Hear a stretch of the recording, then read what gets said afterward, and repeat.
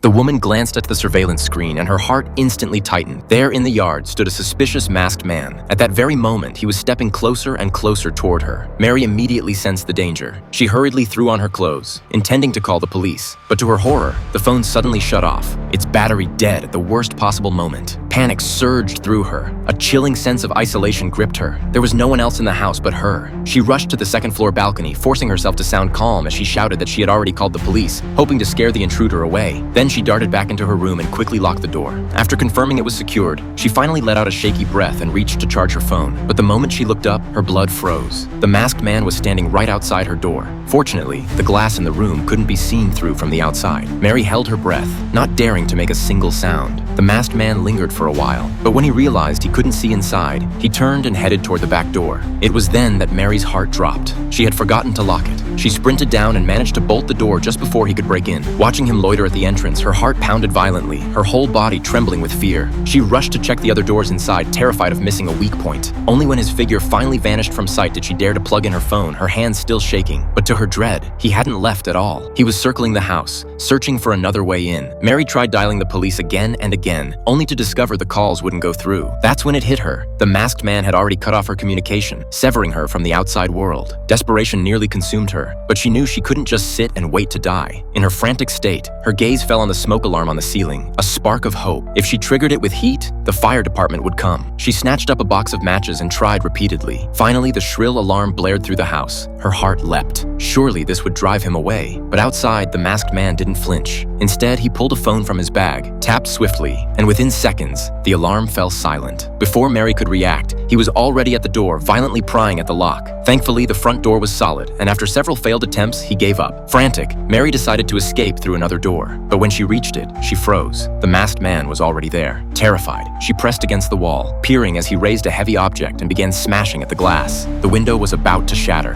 when suddenly, the doorbell rang. It was the neighbor, casually dropping by with coffee. Hope flooded Mary's eyes. She rushed to the second-floor balcony, shouting desperately for her neighbor to call the police. But the distance was too great. Her words couldn't be heard. And in that fleeting moment, something far more terrifying was about to unfold.